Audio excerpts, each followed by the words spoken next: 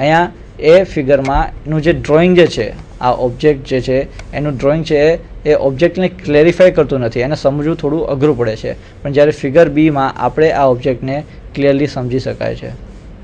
Okay, same વસ્તુ હવે જુઓ, આ ફિગર 2 નંબરની ફિગર છે, એમાં જુઓ હવે એને આપણે અહીંથી સેક્શન પાડવામાં આવે છે, એને સેક્શન પ્લેન વડે કટ કરી અને જોવામાં આવે તો એમાં જુઓ અહીંયા જે અહીંથી જ્યારે જોશું આટલો પાર્ટ દૂર કરશું તો આ જે હોલનો પાર્ટ વાળો છે, આ હોલ જે છે એ આપણે એકચ્યુઅલમાં દેખાશે નહીં. તો એને જુઓ અહીંયા હિડન લાઇન્સથી દેખાડેલો છે, અને જ્યારે ફિગર એમાં જે છે એ પાર્ટ એ વસ્તુ જે છે એ દેખાડેલી નથી. તો આ જે છે ઇનકરેક્ટ છે એમાં, અને આ બી જે છે એ કરેક્ટ ફિગર દેખાડે છે કે કઈ રીતે સેક્શન પાડવું.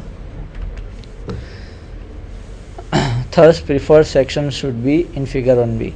In some cases, hidden edge and surface can be shown for describing the object. બરાબર છે. હવે જ્યારે કોઈ પણ આવા ટાઈપના ઓબ્જેક્ટ હોય કે જેને આપણે સિમેટ્રિકલ કટ કરીએ અને પછી એનો જે સેક્શન વ્યૂ ડ્રો કરીએ તો આ જે પાર્ટ છે, આ જે હોલવાળા પાર્ટ છે એને તો આપણે અહીંયા દેખાડી શકીએ છીએ, પણ આ જે ઓબ્જેક્ટ હોય, આના જે હોલવાળો પાર્ટ છે એને આપણે કઈ રીતે દેખાડવું પડે, એને હિડન લાઇન્સથી દેખાડવું પડે, ના કે આ રીતે દૂર કરવામાં આવે. ઓકે, એના પછી નેક્સ્ટ જોઈએ. નેક્સ્ટ રૂલ છે visible edge in section. A section lines area is always completely bounded by the visible outline.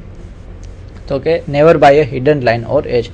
તો કે જે કોઈ સેક્શન એરિયા જે છે અથવા તો સેક્શન લાઇન છે એ હંમેશા આઉટલાઇનથી બનેલી હોય, એના ઉપર હંમેશા આઉટલાઇન હોવી જોઈએ. હવે મિત્રો જુઓ, અહીંયા એક ઓબ્જેક્ટ આપેલો છે જેને આપણે કટ કરી અને આપણે એને જોઈએ છીએ.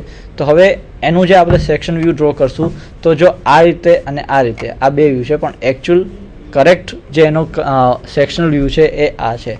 હવે અહીંયા જુઓ, એને અલગ અલગ રીતે એને સેક્શન આપી. આ જે પાર્ટ સેક્શન જનરલી આ અંદરનો કોર ભાગ છે, ખાલી ભાગ છે, કે જેથી એમાં આપણે સેક્શન જે છે એ દેખાડી ના શકાય. આપણે સેક્શન ક્યાં દેખાડવું પડે, આ એરિયામાં દેખાડવું પડે. ઓકે, હવે આ એરિયામાં સેક્શન દેખાડીએ તો એ જસ્ટ કેવું દેખાશે, આવું દેખાશે. હવે આ ફિગરને સમજવી અથવા તો આ પાર્ટ શું છે એને સમજવું અઘરું પડે છે. આ પાર્ટ જે છે એ ડિસકનેક્ટેડ લાગે અથવા તો અનરિલેટેડ, કાંઈ આનો મતલબ જ નથી, કાંઈ સમજાય, આ પાર્ટને જોઈને કાંઈ સમજાશે નહીં.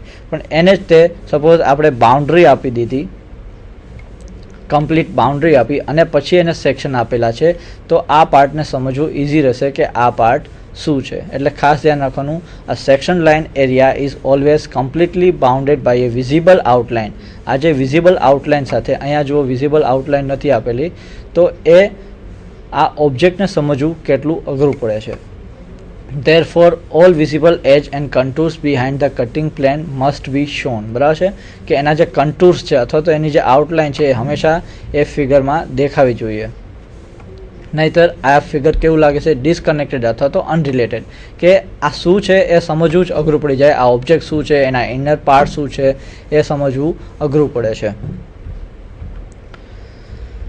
હવે મિત્રો આગળ જોઈએ તો કે સેક્શન ઓબ્જેક્ટમાં જ્યારે પણ કોઈ ribs, rivets, web, shaft, pin, nut, bolt, washer, key અથવા કોટર આવતા હોય તો એવા જો કોઈ પણ સેક્શન પાર્ટ હોય અને જે એ કટ થતા હોય, જે સેક્શન પ્લેન જે છે એ આ દરેક ઉપરના પાર્ટ ઉપર, આજે આપણે વાત કરી રિબ્સ, રિવેટ્સ, વેબ્સ વગેરે ઉપરથી પાસ થતી હોય તો જનરલી એનું જે કટિંગ એરિયા છે અથવા તો સેક્શન છે એને સેક્શન કરીને હેચિંગ લાઇન વડે દેખાડવામાં આવતું નથી, એને કોરું મૂકવામાં આવે છે. હવે એ આપણે જોઈએ. whenever the cutting plane is passing through the above machine elements and if cutting plane contains the axis of above machine elements then they are not section. એને સેક્શન પાડવામાં આવતું નથી. હવે જુઓ, અહીંયા એક રિવેટ માટે આપેલું છે. હવે આ રિવેટવાળો પાર્ટ છે, એને સેક્શન આપેલું છે, તો આ રિવેટનો પાર્ટ જે છે એને સેક્શન આપવામાં આવતું નથી. એના આસપાસનો એરિયા જે છે એ સેક્શન. હવે આ જે પાર્ટ છે, એક ઓબ્જેક્ટ છે, એને આપણે કટ કરીએ છીએ. એને કટ કરી અને આપણે પછી એનો વ્યૂ જોઈએ તો એકચ્યુઅલમાં આ જે છે એ ઇનકરેક્ટ છે. એને આવી રીતે આ પાર્ટને સેક્શન આપવામાં આવતું નથી, પણ એને શું કરવાનું, અનસેક્શન એટલે કે બ્લેન્ક રાખવામાં આવે છે, સેક્શન પાડવામાં આવતા નથી. એ ખાસ ધ્યાન રાખવાના.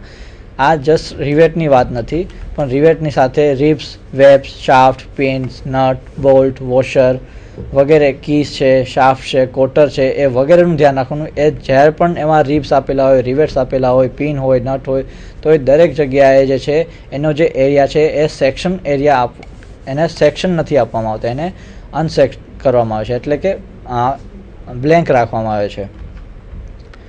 હજી આગળ જોઈએ રિબ્સ અને વેબ્સની જોઈએ. તો ribs and webs are use to strengthen the part. તો કે કોઈ પણ ઓબ્જેક્ટ હોય છે, કોઈ પણ ઓબ્જેક્ટનો પાર્ટ હોય છે, એને મજબૂતી અને ટેકો આપવા માટે રિબ્સ અને વેબ્સનો યુઝ થાય છે. When the cutting plane passes through the ribs lengthwise, cross hatching would give the misleading impression of the section was conical. હવે જ્યારે રિબ્સ અથવા વેબ્સ હોય એના ઉપરથી કટિંગ પ્લેન પાસ થતું હોય તો એ કોનિકલ શેપ દેખાડે છે.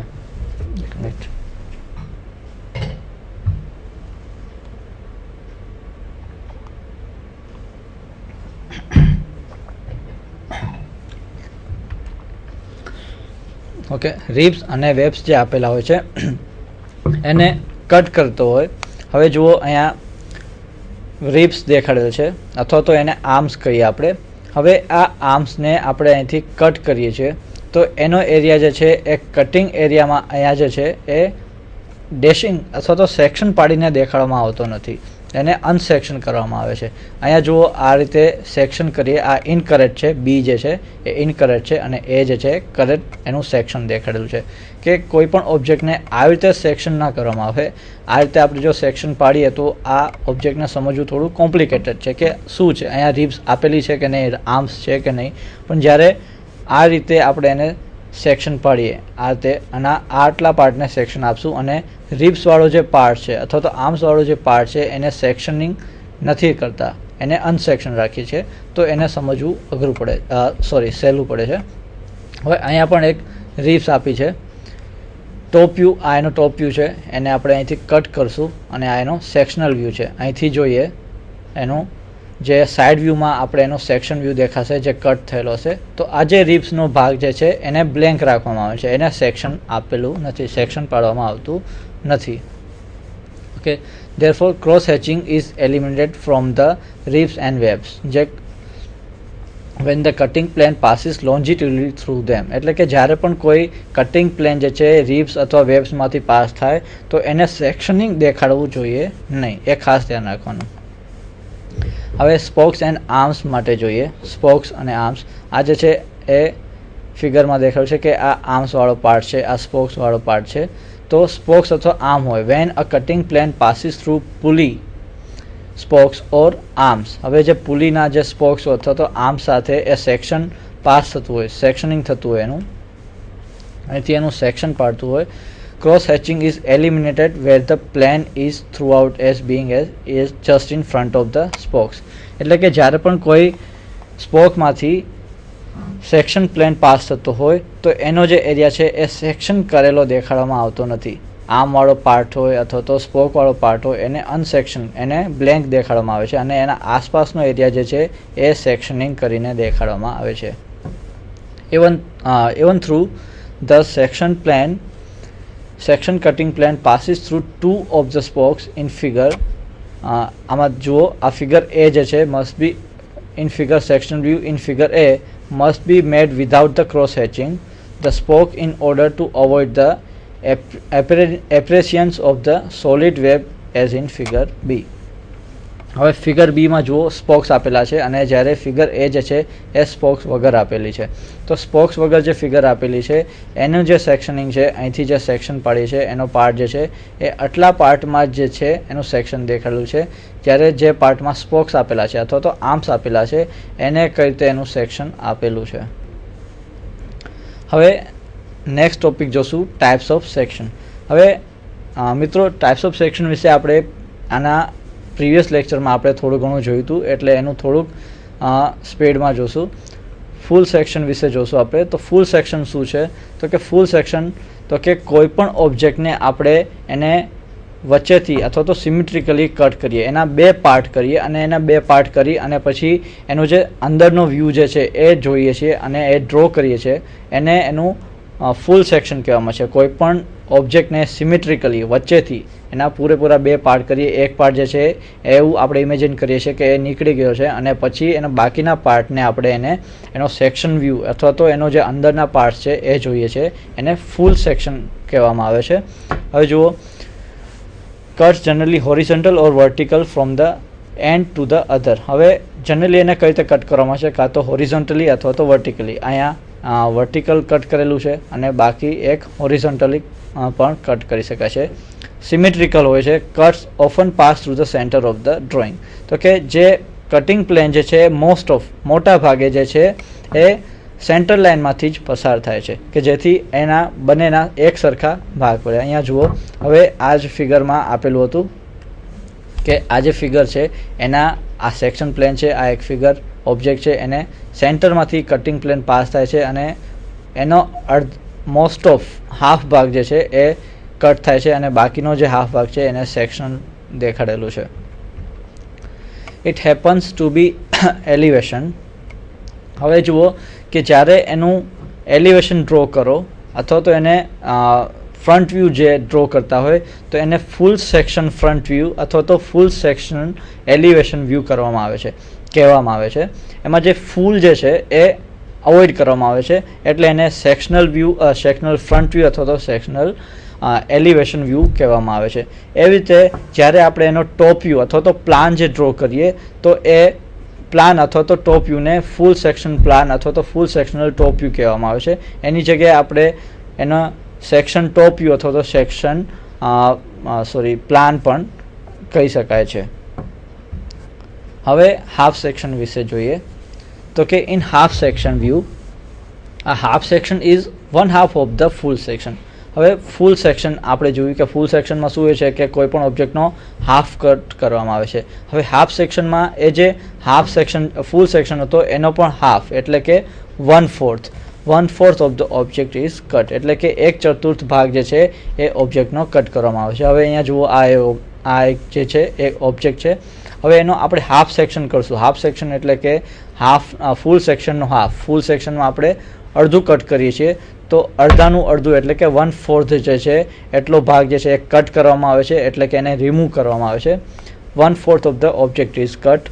2 cutting plane lines are right angles. એમાં જે કટિંગ પ્લેન લાઇન છે હોય છે એને એકબીજાને રાઇટ એંગલ એટલે કે પરપેન્ડિક્યુલર હોય છે. 1/2 of the object view is represented by the cut. બરાબર છે. એનો જે અડધો ભાગ હોય છે એને કટ કરેલો દેખાડવામાં આવે છે.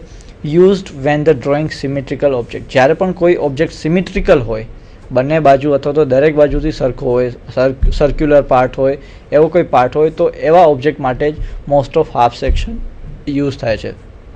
એમાં અહીંયા જુઓ, આપણે જોયું હતું કે આ centre line is use to separate the sectional half from the unsection part. હવે કોઈ ઓબ્જેક્ટને આપણે હાફ સેક્શન કટ કરીએ એટલે કે 1/4 પાર્ટ જે છે આપણે એનો કટ કરીએ તો એને દેખાડવા માટે એને સેન્ટર લાઇન જનરલી યુઝ થાય છે કે આ સેક્શન પાર્ટ અને આ અનસેક્શન પાર્ટ, એને દેખાડવા માટે આ જે છે સેન્ટર લાઇનનો યુઝ કરવામાં આવે છે. આ પાર્ટ જે દેખાય છે એ સેક્શન પાર્ટ દેખાય છે, આ પાર્ટ જે છે એ અનસેક્શન પાર્ટ દેખાય છે. અહીંથી આપણે ઓબ્ઝર્વ કરીએ તો આટલો પાર્ટ જે છે આ ઓબ્જેક્ટનો એ આટલો પાર્ટ જે છે એ સેક્શન પાર્ટ દેખાશે. અહીંયા જુઓ, અહીંયા જે હોલ જે છે એ આપણે ક્લિયરલી જોઈ શકાય છે, એટલે આપણે એને હિડન લાઇનથી ડ્રો કરેલું નથી. અને બાકીનો આ જે પાર્ટ છે અહીંથી જોતા અહીંયા જે હોલવાળો પાર્ટ છે એ અહીંયા દેખાશે નહીં, પણ આપણે એને હિડન લાઇનથી ડ્રો કરેલું નથી. શું કામ? તો કે આપણે એને હાફ સેક્શન દેખાડેલું છે, એટલે હાફ સેક્શન વ્યૂમાં જે બાકીનો જે પાર્ટ છે એને હિડન લાઇન્સ છે દેખાડવું જરૂરી બનતું નથી. The sectional view obtained after the removing the front quarter portion of the object by 2 imaginary cutting planes. કઈ રીતે? તો કે આ જે કટિંગ પ્લેન છે જે એકબીજાને પરપેન્ડિક્યુલર છે, બે કટિંગ પ્લેન લાઇન, એને એટલા પાર્ટમાંથી શું 1/4 પાર્ટ જે છે એ રિમૂવ કરવામાં આવે છે અને બાકીનો પાર્ટ જે છે સેક્શન વ્યૂ જે છે એ ડ્રો કરવામાં આવે છે. The half section front view may be left or right depending upon the left right front quarter portion of the object is remove. હવે કયો પાર્ટ જે રિમૂવ કરેલો છે એના ઉપર ડિપેન્ડ કરે છે કે એ ફ્રન્ટ સેક્શન વ્યૂ છે, રાઇટ વ્યૂ છે અથવા તો કે લેફ્ટ વ્યૂ જે છે એ ડ્રો કરવો, એ કયો પાર્ટ રિમૂવ કરેલો છે એના ઉપર ડિપેન્ડ કરે છે. હવે જે હાફ સેક્શનલ ટોપ વ્યૂમાં જે આપણે ટોપ વ્યૂ જે ડ્રો કરીએ છીએ એને હાફ સેક્શનલ ટોપ વ્યૂ અથવા તો હાફ સેક્શનલ પ્લાન પણ કહેવામાં આવે છે. એવી રીતે ટોપ વ્યૂ અને એના સાઇડ વ્યૂ માટે પણ similarly there can be half section side view use, બરાબર છે, કે એને હાફ સેક્શનલ સાઇડ વ્યૂ પણ કહેવામાં આવે છે. એના પછી ઓફસેટ સેક્શન વિશે જોઈએ તો કે ઓફસેટ વિશે આપણે મિત્રો પહેલાં પણ જોયું કે ઓફસેટ શું છે તો કે cutting plane lines are shifted to including missing details. શું કામ યુઝ થાય છે ઓફસેટ સેક્શનનો તો કે ઓફસેટ સેક્શન કોઈ પણ ઓબ્જેક્ટના કોમ્પ્લિકેટેડ ઓબ્જેક્ટ હોય કે જેની ડિટેલ્સ વધારે જાણવા માટે, કોમ્પ્લિકેટેડ ઓબ્જેક્ટની ડિટેલ્સ વધારે જાણવા માટે ઓફસેટ સેક્શનનો યુઝ થાય છે. ઓફસેટ સેક્શનમાં કેવું હોય છે કે એ જે કટિંગ લાઇન હોય છે એ એક કરતાં વધારે વળાંકોવાળી હોય છે. અહીંયા જુઓ, આ જે છે એ કટિંગ પ્લેન છે, ઓફસેટ કટિંગ પ્લેન.